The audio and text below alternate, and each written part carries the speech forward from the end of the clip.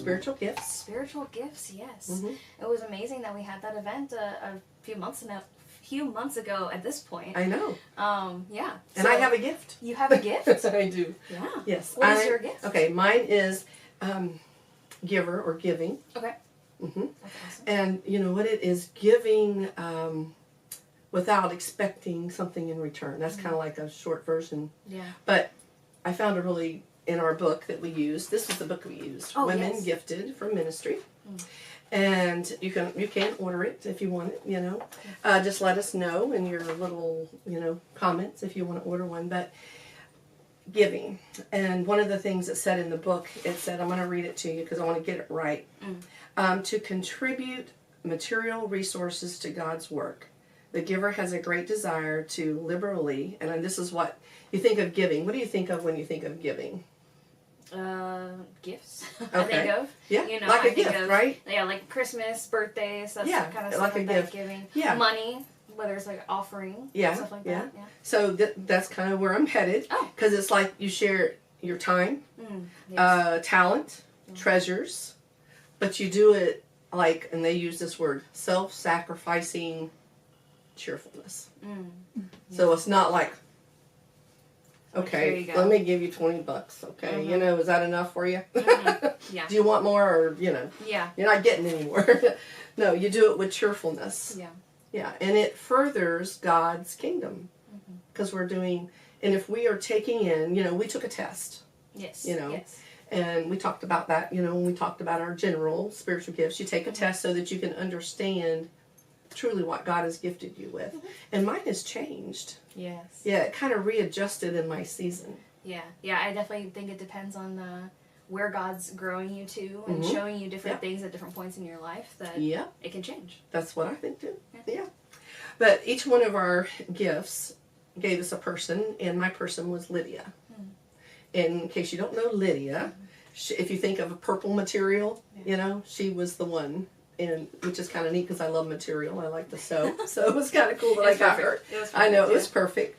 And there was a lot to hear from Lydia. And if you look in Acts, is it okay? I'm going to read it. Yeah, go ahead. It's only 2 verses. But in Acts 16, 14, and 15,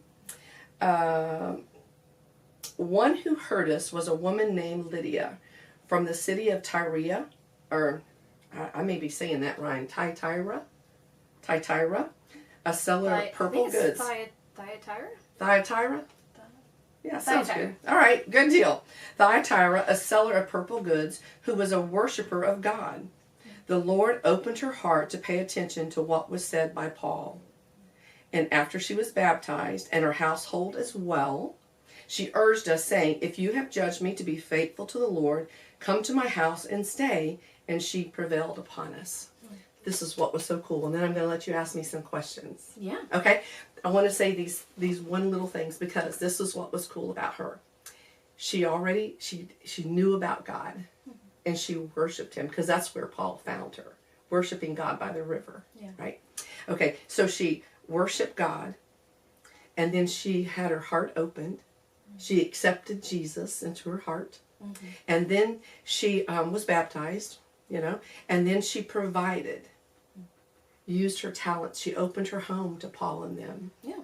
But before she did that, she went back and evangelized and told all of her household.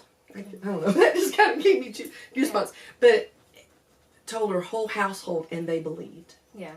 And so in turn, then she, evangelized. So these are the words. She listened. She was listening to God. She accepted Jesus. She evangelized. She provided for them. She used her talents and also her finances. Not just give money and do nothing else. She used her talents.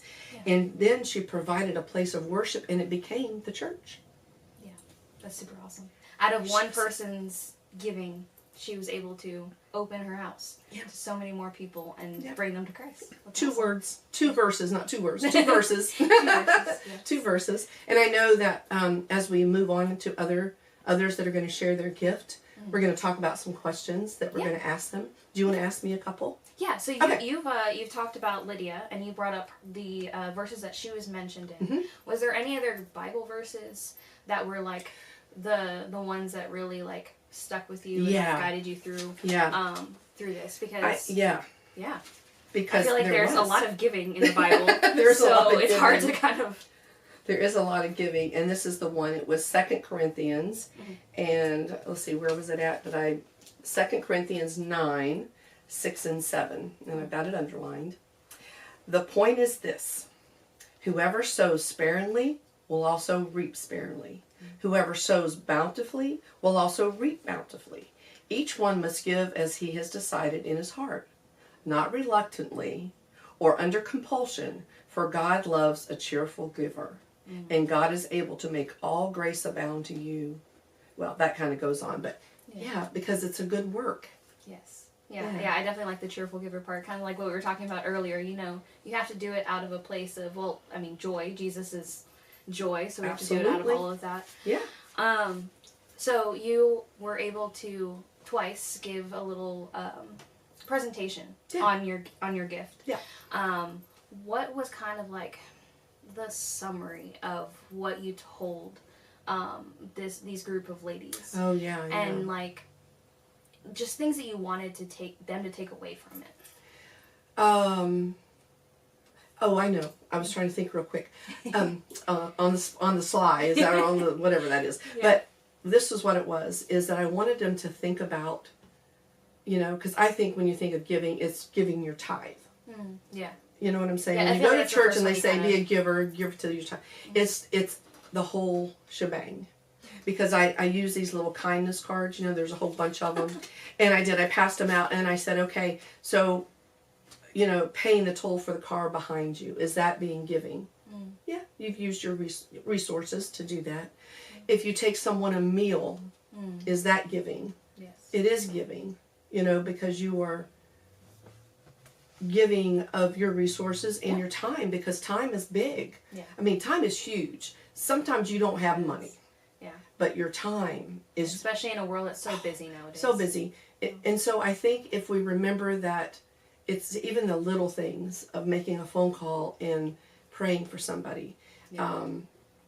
And I think opening your home to a Bible study, that's giving. And so anyway, I think, because the definition is contributing your resources to God's work. So to me, it's a volume of things. Oh yeah, definitely. Yeah. So was there anything that you found out about your spiritual gift that you didn't know about before?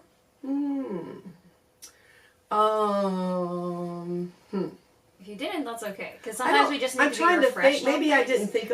I guess really, I didn't think of myself as being a giver. Oh, yeah. That was just. I think sometimes gifts, it's just you. Yeah. Well, and we're the harshest critics of ourselves, Yeah. So it's hard to be like, hey, I am this and I'm that, and I give all the time. Yeah, exactly. No, so you're also like, okay, well. Yeah, so that was kind of a surprise. Being humble about it. Yeah. Yeah, that was. I didn't consider it a giver. What I did, I just thought it was serving God. Yeah. So maybe that was it. Yeah. Mm-hmm. So, for ladies that are watching this and that that were in those little conferences. Yeah. How can those who have the gift of giving, put that to use in the best way for God? For God. Well, I think we can go back to Lydia. Mm-hmm. She shared the gospel, openly with her small group, her little people, yeah. And then she opened it up to more people. So I think. Just being open to not pigeonholing giving as giving money. Yeah. It can be, again, time, talents, money, all of that. Yeah. Just be willing to do the things that she did. And you never know. You may give today and it becomes this huge thing tomorrow. I don't know. Yeah. So no gift is too small. No gift is too small. That's a good summary. I like that. Yeah. Yeah. So with that, I thought of something else. Okay. Hopefully I don't throw you off too much. Okay. Oh dear. Okay. For those ladies that give too much. Oh. Sometimes it becomes a sacrificing them too much. Yep. There's good sacrifice and then there's too much. Mm-hmm. what can they do to like pull back, but still be glorifying to God?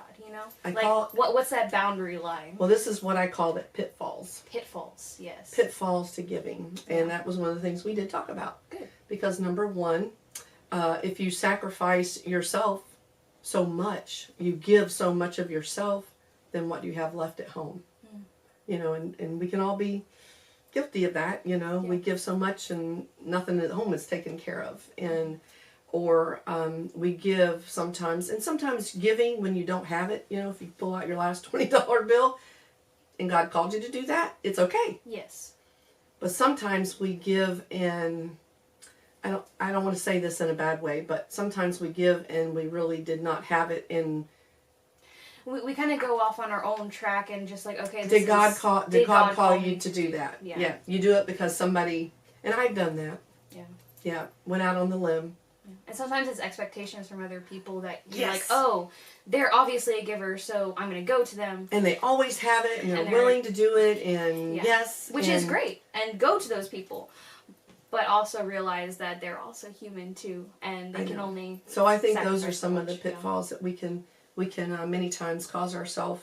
I think one of the, let's see, I was going to try to read this one. Yeah. I think there was something that I wrote that made me kind of like a summary of that.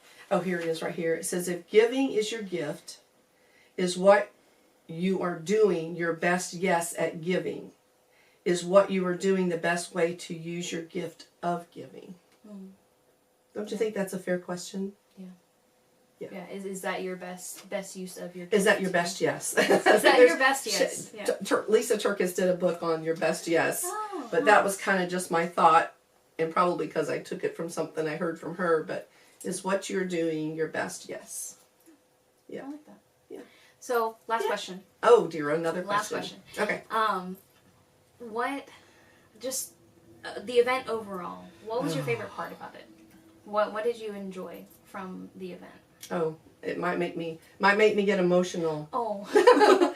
But I loved the fact, because see, I was in this stupid chair, wheeling around because of my knee. Yeah. But I think the fact that everyone was so willing to be there and be a part of, the ladies that all gave it was a part of, but also the end when they gave their gift.